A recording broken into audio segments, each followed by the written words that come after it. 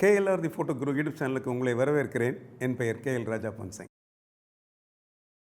அழகான, அருமையான, ப்ரொஃபஷ்னலான பேனோரமா ஃபோட்டோஸ் எடுக்கிறது எப்படி?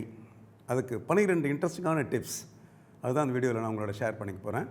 வீடியோக்குள்ளே போகிறதுக்கு முன்னாடி இது வரைக்கும் நீங்கள் KLR the photo Guru YouTube சேனலில் சப்ஸ்கிரைப் பண்ணாமல் இருந்தீங்க அப்படின்னா இமீடியட்டாக சப்ஸ்கிரைப் பண்ணுங்கள். பெல் பட்டனையும் ப்ரெஸ் பண்ணுங்கள். அப்போ தான் நாங்கள் ரிலீஸ் பண்ணக்கூடிய வீடியோஸோடைய அப்டேட்ஸ் உங்களை வந்து சேரும்.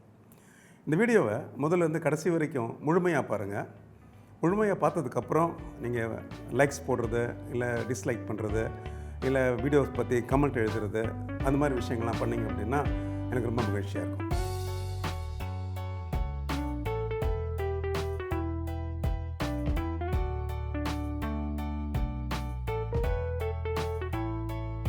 பேனோரமா படங்கள்னால் என்ன?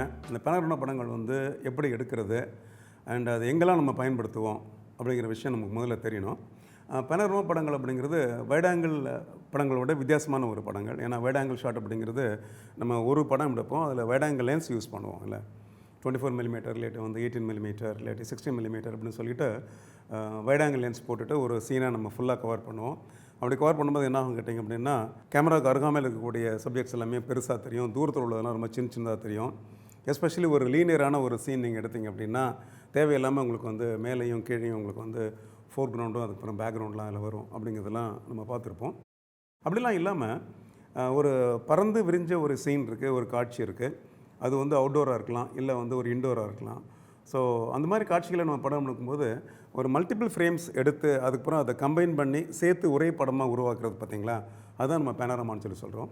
இந்த பேனோரமாவில் என்ன பெரிய ப்ளஸ் பாயிண்ட் அப்படின்னா, இதில் தூரத்தில் இருக்க காட்சிகள்லாம் உங்களுக்கு சின்னதாக தெரியாது உங்களுக்கு. ஏன்னா நம்ம அந்த சீன் என்ன பண்ணுறோம் கேட்டிங்கன்னா, தனித்தனியாக பிரேக் பண்ணி ஒரு இண்டிவிஜுவல் ஷாட்டாக எடுத்து அதுக்கப்புறம் கம்பைன் பண்ணுறதுனால அதில் நல்ல டீட்டெயில்ஸ் உங்களுக்கு இருக்கும். ஆனால் அந்த சீன் பார்த்திங்கன்னா ரொம்ப ஒரு பெருசாக பிரம்மாண்டமாக தெரியறது கூட உங்களுக்கு வாய்ப்புகள் இருக்குது. பல சமயத்தில் நீங்கள் ட்ராவல் ஃபோட்டோகிராஃபராக இருந்தால் நிறைய பேனோரமா எடுக்கிற மாதிரி ஒரு சுச்சுவேஷன் இருக்கும். இது தவிர நீங்கள் ஆர்கிடெக்சரல் ஃபோட்டோகிராஃபி பண்ணுறீங்களா, அப்போ இன்டீரியர் எக்ஸ்டீரியரில் நிறைய பேனோரமா ஷாட்ஸ் தேவைப்படும் ஆக்சுவலாக. அண்ட் இண்டஸ்ட்ரியல் ஃபோட்டோகிராஃபியில் நிறைய பேனோரமா தேவைப்படும். இன்ஸ்டிடியூஷனல் ஃபோட்டோகிராஃபியில் இங்கெல்லாம் பேனோரமா இல்லாமல் ஆக்சுவலாக உங்கள் அசைன்மெண்ட் கம்ப்ளீட்டே ஆகாது நான் சொல்லுவேன் ஆக்சுவலாக. முக்கியமாக பார்த்திங்க அப்படின்னா, ஒரு இன்ஸ்டிடியூஷனல் ஒர்க் பண்ணுறீங்க, இல்லாட்டி இன்டீரியர் எக்ஸ்டீரியர் ஒர்க் பண்ணுறீங்க அப்படின்னா அதில் அட்லீஸ்ட் ஒரு 10% ஆஃப் த பிக்சர்ஸ் பார்த்திங்கன்னா நீங்கள் பேனோரமா ஷூட் பண்ணுவீங்க. இப்போ பேனோரமா ஷூட் பண்ணுறது ரொம்ப ரொம்ப சிம்பிள். ஏன்னா கடைசியில் உங்கள் பிக்சர்ஸை கேமராவில் நம்ம எடுத்ததுக்கப்புறம் அந்த படங்களை ஒரு சாஃப்ட்வேரில் கொண்டு போய் தான் நம்ம என்ன பண்ணுறோம், அதை நம்ம ஸ்டிச் பண்ணுறோம், அது கம்பைன் பண்ணுறோம். அது அந்த சாஃப்ட்வேர் ரொம்ப பிரமாதமாக அவருடைய கண்ணு வைக்க நேரத்தில் செஞ்சு முடிச்சிருது. ஆனால் அந்த படங்கள் சரியாக வரணும் அப்படின்னா எப்படி எடுக்கிறது? அதாவது அந்த சாஃப்ட்வேருக்குள்ளே அந்த இமேஜஸ் எல்லாத்தையும் நீங்கள் உள்ளே கொடுத்து ஒரு 3, 4, 5, 6, 10, 15 எத்தனை படம் எடுக்கிறீங்களோ அத்தனை படங்களையுமே ஒரு ஒரு கரெக்டாக ஆர்கனைஸ் பண்ணி ஸ்டிச் பண்ணி உங்களுடைய இந்த ஃபைனல் பேனோரமா நீட்டாக வரணும் அப்படின்னா அதுக்கு சரியான ஒரு இன்புட் உள்ள படங்களை நம்ம கொடுக்கணும் இல்லையா? அதுக்கு தான் இந்த வீடியோ நம்ம பற்றி நம்ம பேசுகிறோம். நம்ம இதில் 12 பாயிண்ட்ஸ் நான் உங்களோட ஷேர் பண்ணலான்னு இருக்கேன். முதல்ல நீங்கள் பேனோரமா எடுக்கும்போது அந்த காட்சியினுடைய மையப்பகுதிக்கு அங்கேருந்து எடுக்கிறதுக்கு ட்ரை பண்ணுங்கள். ஒரு சீன் இப்படி ஸ்ப்ரெட் ஆகிருந்துச்சு அப்படின்னா அந்த சீனுடைய சென்டர் அப்படிங்கிறத பார்த்துட்டு குடும்பமானவரை இந்த சென்டரில் எடுக்கிறதுக்கு நீங்கள் ட்ரை பண்ணுங்கள். அதுக்கப்புறம் வைட் ஆங்கிள் லென்சஸை யூஸ் பண்ணி பேனோரமா ஷாட்ஸ் எடுக்கிறதையும் நீங்கள் அவாய்ட் பண்ணிக்கலாம். ஸோ நார்மலாக நீங்கள் ஒரு ஃபுல் ஃப்ரேம் சென்சார் கேமரா வச்சிங்க அப்படின்னா 50 mm இல்லாட்டி 85 mm இல்லை 100 mm அந்த மாதிரி ஒரு ரேஞ்சில் வச்சு நீங்கள் ஃப்ரேம்ஸ் இண்டிவிஜுவல் ஃப்ரேம்ஸ் எடுத்தீங்க அப்படின்னா அப்போ அந்த காட்சிகள் உங்களுக்கு கொஞ்சம் அருகாமையில் தெரிகிற மாதிரி உங்களுக்கு இருக்கும். அந்த ஷார்ட்ஸ் நீங்கள் ஹரிசாண்டலாகவும் நீங்கள் எடுத்துக்கலாம், இல்லாட்டி ஃப்ரேமை நீங்கள் வெர்டிக்கலாக வச்சு கூட நீங்கள் மல்டிபிள் ஃப்ரேம்ஸ் நீங்கள் எடுத்துக்கலாம். அதனால் வைட் ஆங்கிள் லென்ஸ் யூஸ் பண்ணுறது கொஞ்சம் அவாய்ட் பண்ணிக்கோங்க. ட்ரைபாட் முடிஞ்சால் யூஸ் பண்ணுங்கள் ஆக்சுவலாக. ஸோ என்னை பொறுத்தவரைக்கும் பார்த்தீங்கன்னா ஒரு ப்ரொஃபஷ்னலான ஒரு பேனோரமா நீங்கள் பண்ணணும் அப்படின்னா உங்கள் கேமரா ஒரு ட்ரைபாடில் இருந்துச்சு அப்படின்னா நீங்கள் என்ன பண்ணலாம் கேட்டிங்கன்னா, அந்த ஃப்ரேம்ஸை நீங்கள் கரெக்டாக நீங்கள் தனித்தனியாக நீங்கள் பிரித்து அதுக்கப்புறம் நீங்கள் ஷூட் பண்ணும்போது அந்த ஹொரைசான் அப்படிங்கிறது பர்ஃபெக்டான ஒரு அலைன்மெண்ட்டில் இருக்கும். ஸ்ட்ரெயிட் லைன்லாம் கரெக்டாக ஸ்ட்ரெயிட்டாக வரும். அப்புறம் நீங்கள் எல்லாம் முடித்த பிறகு நீங்கள் சாஃப்ட்வேரில் நீங்கள் இதை ஸ்டிச் பண்ணும்போது பார்த்திங்க அப்படின்னா அன்னெசரியாக ஃப்ரேம் மேலேயும் கீழே தப்பாக உங்களுக்கு கிராப் ஆகாது ஆக்சுவலாக. அதனால் அந்த அலைன்மெண்ட்டை நீங்கள் மெயின்டைன் பண்ணுறதுக்கு நீங்கள் ட்ரைபாட் யூஸ் பண்ணிக்கலாம். சில சமயத்தில் கையில் வச்சு கூட நம்ம பேனோரமா எடுக்கலாம். ஏன்னா நிறைய சமயத்தில் பார்த்திங்கன்னா ட்ரைபாட் ஒரு சில இடத்துல அலோவ் பண்ண மாட்டாங்க. ஆனால் நம்ம அந்த இடத்துல இப்போ பேனோரமா எடுக்கணும் அப்படின்னா ஓரளவுக்கு என்ன பண்ணிக்கலாம் கேட்டிங்கன்னா, அந்த ஹரைசானை ஒரு மாதிரி நீங்கள் கரெக்டாக கெஸ் பண்ணி அதை மேட்ச் பண்ணி ஒரு ஃப்ரேம்லேயும் நீங்கள் அது கொண்டு வரலாம். ஆக்சுவலாக அது கொஞ்சம் உங்களுக்கு அனுபவம் இருந்துச்சுன்னா நீங்கள் ஓரளவுக்கு பண்ணிடலாம். ஆனால் லோ லைட் பேனரமா பண்ணும்போது கட்டாயமாக உங்களுக்கு வந்து அதில் உங்களுக்கு ட்ரைபாட் தேவைப்படும். அதே மாதிரி ஹெச்டிஆர் பண்ணி பேனரமா பண்ணுறீங்க பார்த்தீங்களா, அப்போ கூட கட்டாயமாக உங்களுக்கு வந்து ட்ரைபாட் தேவைப்படும். ஸோ ஒரு ஃப்ரேமும் ஹெச்டிஆர் பண்ணுறீங்க, ஒரு ஃப்ரேமும் 3 ஷாட் எடுக்கிறீங்க. அது மாதிரி ஒரு 10 ஷாட் எடுத்திங்கன்னா மொத்தம் 30 ஷாட். அதில் திங்க் பண்ணி பாருங்கள். அந்த மாதிரி சமயத்தில் நீங்கள் கையில் வச்சுட்டு நீங்கள் வந்து ஹெச்டிஆர் பேனரமா பண்ணுறது அப்படிங்கிறது கொஞ்சம் சிரமமாக இருக்கும். அதனால் ட்ரைபாட் ஒரு சாலிடான ட்ரைபாட், ஓகே, அதில் நீங்கள் யூஸ் பண்ணுறதுக்கு நீங்கள் ட்ரை பண்ணுங்கள். அப்புறம் இந்த ஃபோக்கஸ் அப்படிங்கிற விஷயம், ஒரு சீன் ஒரு நல்லா ப்ராடாக இருக்குது, ரொம்ப ஸ்ப்ரெட்டாக இருக்குது அப்படின்னா எங்கே ஃபோக்கஸ் பண்ணுறது? அது பக்கத்தில் இருக்கக்கூடிய சப்ஜெக்ட் தான் இருந்தால் இல்லை தூரத்தில் இருக்க சப்ஜெக்ட் எதுவாக இருந்தாலும் என்ன பண்ணுங்கள், அந்த ஃப்ரேமுடைய ஒரு மைய பகுதியை எடுத்துக்கோங்க. அந்த பகுதியில் என்ன பண்ணிக்கோங்க, ஆட்டோ ஃபோக்கஸை நீங்கள் ஆன் பண்ணி முதல்ல சென்டர் பொசிஷனை நீங்கள் ஃபோக்கஸ் பண்ணிக்கோங்க. மேபி நீங்கள் சிங்கிள் பாயிண்ட் ஃபோக்கஸ் யூஸ் பண்ணிக்கலாம். அப்போ அந்த ஓவரால் ஸ்ப்ரெட்டில் அந்த மிடில் பொசிஷனில் நீங்கள் ஃபோக்கஸ் பண்ணுறீங்க. ஃபோக்கஸ் பண்ணதுக்கப்புறம் நீங்கள் ஆட்டோ ஃபோக்கஸ் அப்படிங்கிற அந்த ஸ்விட்ச் இருக்குது பார்த்தீங்களா, அதை நீங்கள் மேனுவல் ஃபோக்கஸில் தள்ளி விட்டுட்டு அப்போ ஆட்டோமேட்டிக்காக என்ன கேட்டிங்கன்னா ஆட்டோ ஃபோக்கஸ் உங்களுக்கு லாக் ஆகிடும் இல்லையா. அதுக்கப்புறம் நீங்கள் ஃப்ரேமை லெஃப்ட் ரைட் மூவ் பண்ணிங்க அப்படின்னா ஃபோக்கஸிங் நீங்கள் மாற்ற மாட்டீங்க.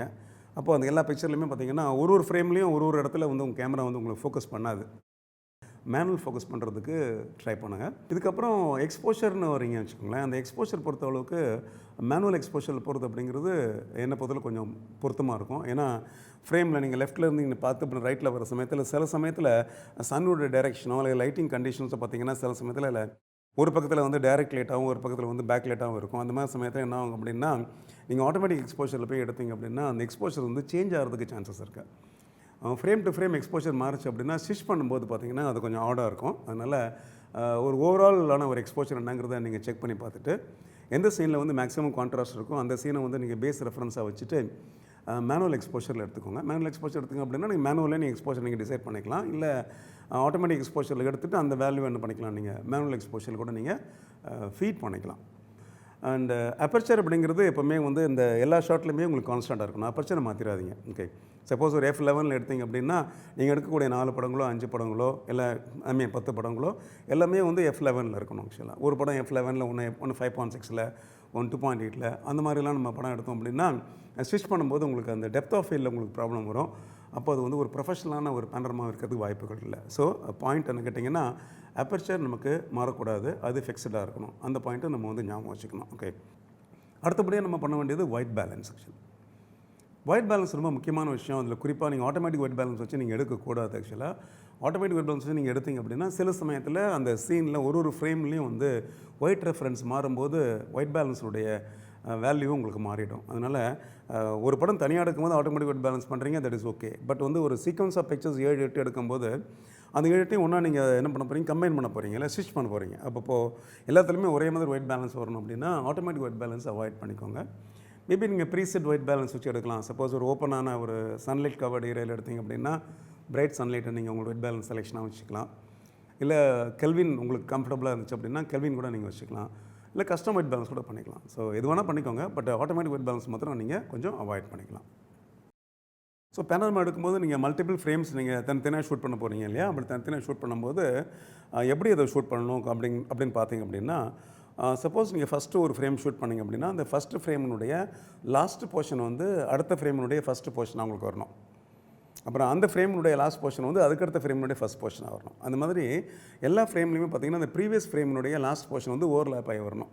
அந்த மாதிரி ஓவர்லேப் ஆகி வந்துச்சுன்னா தான் உங்களால் வந்து சாஃப்ட்வேர் அல்லது கம்ஃபர்டபுளாக ஸ்டிச் பண்ண முடியும். அப்படி ஓவர்லேப் பண்ணும்போது கிட்டத்தட்ட வந்து ஒரு 1/3 போர்ஷன், அதாவது ஒரு 33% என்ன பண்ணணும் கேட்டிங்கன்னா அந்த ப்ரீவியஸ் ஃப்ரேமினுடைய லாஸ்ட் போர்ஷன் வந்து அடுத்த ஃப்ரேமில் ஃபஸ்ட் போர்ஷனாக வர்ற மாதிரி நீங்கள் பார்த்துக்கோங்க. இது மினிமம் நான் சொல்கிறேன் உங்களுக்கு ஆக்சுவலாக. ஓகே, அதை விட உங்களுக்கு ரொம்ப நெருக்கடியான ஒரு இடமா இருந்துச்சு அப்படின்னா அந்த 30% அப்படிங்கிறத 25% 20% வரைக்கும் வச்சுக்கலாம் நீங்கள் ஆக்சுவலாக. ஆனால் நீங்கள் ஃப்ரேம் டு ஃப்ரேம் ஃப்ளஷ் பண்ணி கட் பண்ணி எடுக்காதீங்க. அப்போ வந்து உங்கள் சாஃப்ட்வேர் வந்து அதை கம்ஃபர்டபுளாக உங்களுக்கு ஸ்டிச் பண்ணாது. அதனால் இந்த ஓவர்லேப்பிங் அப்படிங்கிறது ரொம்ப ரொம்ப முக்கியமான ஒரு விஷயம். இந்த ஓவர்லேப்பிங் கம்ஃபர்டபுளாக பண்ணுறதுக்கு நான் ஒரு சின்ன ஐடியா கொடுக்குறேன். அது எப்படின்னா நீங்கள் லைவ் வியூ இருந்துச்சுன்னா டிஎஸ்எல்ஆர் கேமராஸில் லைவ் வியூ ஆன் பண்ணிவிட்டு நீங்கள் எடுக்கலாம். லைவ் வியூ ஆன் பண்ணிக்கோங்க. லைவ் வியூ ஆன் பண்ணிட்டீங்கன்னா அந்த லைவ் வியூவில் வந்து உங்களுக்கு காம்போசிஷன் கிரிட்டையும் ஆக்டிவேட் பண்ணிக்கோங்க. அந்த 3x3 கிரிட் இருக்கு இல்லையா, அதை ஆக்டிவேட் பண்ணிக்கோங்க. அப்போ வந்து உங்களுக்கு ஆட்டோமேட்டிக்காக அது என்ன ஆகும்னா அந்த ஃப்ரேம் வந்து உங்களுக்கு 3ஆக டிவைட் ஆகிடும் இல்லையா. அப்போ அந்த ஃபஸ்ட் ஃப்ரேம் நீங்கள் எடுக்கும்போது அந்த லாஸ்ட் செக்மெண்ட்டில் உள்ள அந்த ஃபஸ்ட் ஃப்ரேமுடைய போர்ஷன் இருக்கு இல்லையா, அது வந்து செகண்ட் ஃப்ரேமில் ஃபஸ்ட்டு செக்மெண்ட்டில் வர்ற மாதிரி நீங்கள் அதை பார்த்துக்கோங்க. நீங்கள் இது மாதிரி ஒரு ஃப்ரேமையும் ஓவர்லேப் பண்ணி எடுத்தீங்க அப்படின்னா அந்த ஸ்டிச்சிங் வந்து உங்களுக்கு கம்ஃபர்டபுளாக இருக்கும். ஆக்சுவலாக இது வந்து ரொம்ப வைட்டலான ஒரு பாயிண்ட். ஆக்சுவலாக அதை நீங்கள் மறந்துடாதீங்க ஆக்சுவலாக. ஓகே, இது தவிர அந்த ஃப்ரேமை நீங்கள் கம்போஸ் பண்ணும்போது ஓவராலாக கொஞ்சம் நீங்கள் லூஸாக கம்போஸ் பண்ணுங்கள். உங்களுக்கு என்ன ஃப்ரேம் வந்து உங்களுக்கு ஃபைனலாக வேணுமோ, ஐ மீன் அந்த ஒரு ஃப்ரேம் தனித்தனியாக எடுக்கிறீங்களே, அந்த ஒரு இண்டிவிஜுவல் ஃப்ரேமை உங்களுக்கு என்ன ஃப்ரேம் வேணுமோ அதை விட கொஞ்சம் ஒரு 10% எக்ஸ்ட்ரா வச்சு லூஸாக கம்போஸ் பண்ணுங்கள். இது எதனால் அப்படின்னா, சாஃப்ட்வேர் வந்து எல்லாத்தையுமே கம்பைன் பண்ணி ஸ்டிச் பண்ணதுக்கப்புறம் அந்த ஃப்ரேமில் வந்து ஏதாவது அலைன்மெண்ட்டில் ப்ராப்ளம் இருந்து ஒரு ஃப்ரேமு மேலே கீழே அலைன் ஆச்சுன்னு வச்சுக்கோங்களேன். அப்புறம் கடைசியாக என்ன பண்ணோம், சாஃப்ட்வேர் அதை வந்து க்ராப் பண்ணி உங்களுக்கு ஃபைனல் பிக்சர் கொடுக்கும். அப்படி க்ராப் பண்ணும்போது உங்கள் மெயின் சப்ஜெக்ட் அடிபட்டுறக்கூடாது இல்லையா? அதனால் ஒரு லூஸ் காம்போசிஷன் அப்படிங்கிறது அந்த இடத்துல வந்து ரொம்பவே உங்களுக்கு முக்கியமாக உங்களுக்கு தெரிய வேண்டியதாக இருக்கும் ஆக்சுவலாக. இதெல்லாம் வந்து ஒரு சின்ன சின்ன மைனர் ஃபைன் டியூனிங் ஆஸ்பெக்ட்ஸ். இந்த இடத்துல தான் உங்களுக்கு வந்து இந்த ப்ரொஃபஷனல் ஃபோட்டோகிராஃபி அப்படிங்கிற விஷயம் உங்களுக்கு வருது. நீங்கள் ஷூட் பண்ணக்கூடிய சீனில் ஏதாவது சப்ஜெக்டுடைய மூவ்மெண்ட் இருந்தது அப்படின்னா, உதாரணத்துக்கு சொல்ல, நீங்கள் ஏதாவது ஒரு லேண்ட்ஸ்கேப் சீன் எடுக்கிறீங்க வச்சுக்கோங்களேன். அங்கே ஏதாவது ஒரு வெஹிக்கிளோடைய மூவ்மெண்ட் இருக்குது, ஒரு கார் இப்படி ஃப்ரேமில் லெஃப்ட்லேருந்து ரைட்டில் போகுதுன்னு வச்சுக்கோங்களேன், அதுவாக இருக்கலாம். இல்லை வேறு ஏதாவது ஒரு சீன் எடுக்கும்போது அங்கே பீப்புளோட மூவ்மெண்ட்டோட நீங்கள் பார்க்கலாம். அந்த மாதிரி ஏதாவது விசிபிளான ஒரு மூவ்மெண்ட்டு, சிக்னிஃபிகண்ட்டான மூவ்மெண்ட் இருந்துச்சு அப்படின்னா அந்த மூவ்மெண்ட்ஸை நீங்கள் கேர்ஃபுல்லாக ரெக்கார்ட் பண்ணணும். ஏன்னா ஒரே மூவ்மெண்ட் வந்து மல்டிபிள் ஃப்ரேமில் வந்துடக்கூடாது.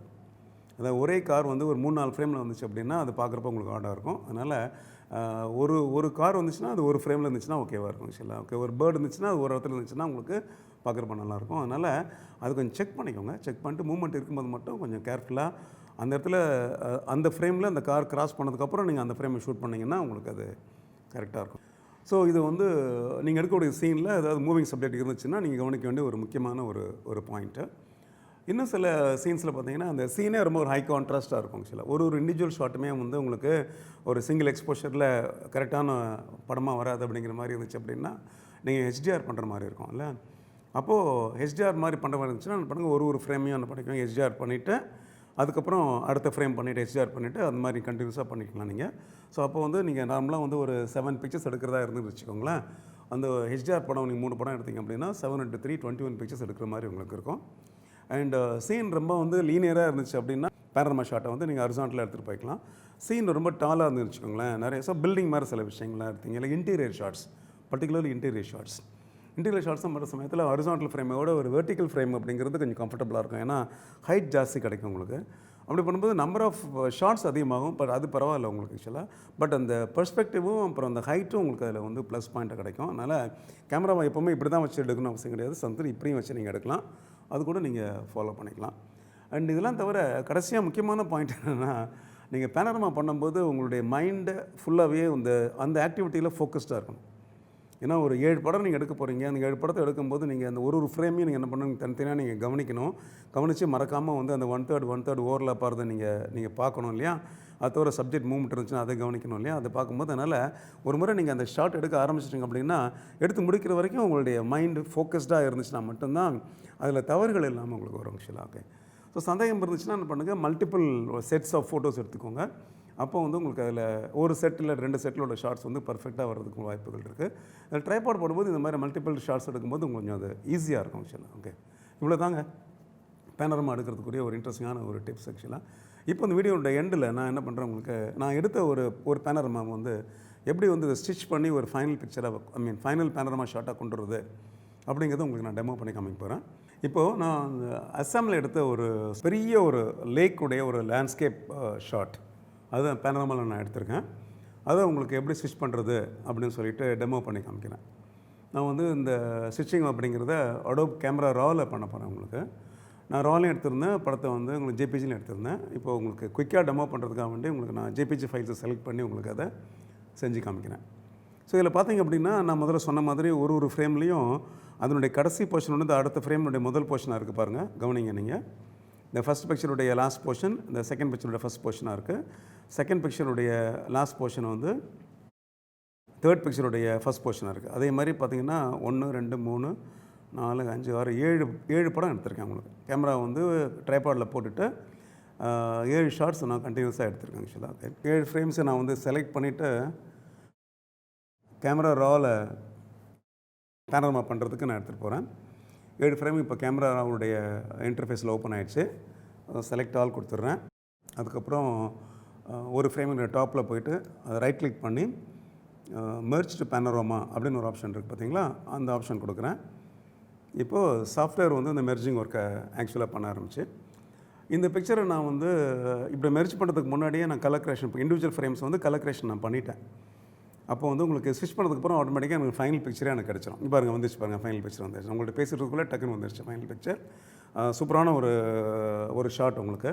அப்படியே நீங்கள் அந்த இடத்துல போய் நின்றுட்டு இப்படி இடத்து பக்கத்துலேருந்து இப்படி வலது பக்கம் நீங்கள் பார்த்தீங்கன்னா எப்படி இருக்கும் உங்களுக்கு அந்த ஃபுல் ஃபீல் வந்து உங்களுக்கு இந்த ஷாட்டில் கிடச்சாச்சு. மெர்ஜ் பண்ணிட்டான்னு கேட்குது. இது நான் மெர்ஜ் பண்ண சொல்லி ஆப்ஷன் கொடுத்துட்டேன். இதில் சில விஷயங்கள் நான் அதில் வேண்டிய மாதிரி டிக் பண்ணி வச்சுருக்கேன். அதை நீங்கள் பார்த்துக்கோங்க. இதில் வந்து நான் வந்து அப்ளை ஆட்டோமேட்டிக் செட்டிங்ஸ் கொடுத்துருக்கேன், அதை ஆன் பண்ணி வச்சுருக்கேன். அப்ளை ஆட்டோமேட்டிக் க்ராப்புன்னு ஆன் பண்ணியிருக்கேன்.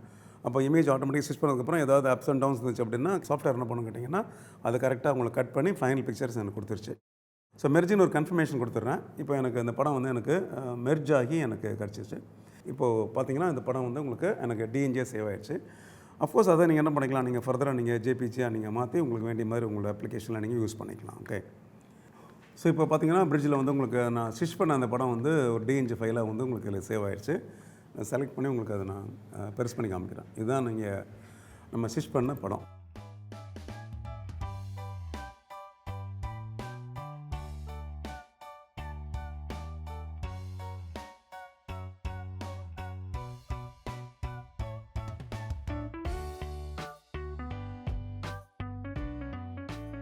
ட்ராவல் ஃபோட்டோகிராஃபிலாம் பண்ணும்போது இந்த மாதிரி நிறைய சீன்ஸ் நம்ம பார்ப்போம் இல்லையா? அந்த சீன்ஸ் வந்து நம்ம வந்து வைட் ஆங்கிள் லென்ஸில் போய் எடுத்துகிட்டு வந்தோம் அப்படின்னா அந்த சீன்ஸுடைய இந்த பியூட்டி வந்து அவ்வளோ டீட்டெயில்டாக உங்களுக்கு கிடைக்கிறதுக்கு உங்களுக்கு வாய்ப்புகள் இல்லை. சூப்பரான அழகான ப்ரொஃபஷனலான பேனோரமா ஷாட்ஸ்லாம் எப்படி எடுக்கிறது அப்படிங்கிறத பற்றி உங்களோட நான் 12 டிப்ஸ் உங்களோட ஷேர் பண்ணேன். ஸோ இந்த வீடியோவில் நான் ஷேர் பண்ண இன்ஃபர்மேஷன் உங்களுக்கு பயனுள்ளதாக இருக்குன்னு நினச்சிங்க அப்படின்னா அந்த வீடியோவை நீங்கள் லைக் பண்ணுங்கள் அண்ட் ஷேர் பண்ணுங்கள் ஃப்ரெண்ட்ஸோட. KLR the photo Guru YouTube சேனலில் இது வரைக்கும் சப்ஸ்கிரைப் பண்ணாமல் இருந்தீங்க அப்படின்னா இமீடியட்டாக சப்ஸ்கிரைப் பண்ணுங்கள். பெல் பட்டனையும் மறக்காமல் ப்ரெஸ் பண்ணுங்கள். அப்போ தான் நான் ரிலீஸ் பண்ணுற வீடியோட அப்டேட்ஸ் உங்களுக்கு வந்து சேரும். இன்னும் இது மாதிரி இன்ட்ரெஸ்டிங்கான வீடியோஸோட உங்களை திரும்ப சந்திக்கிறேன். நன்றி, வணக்கம்.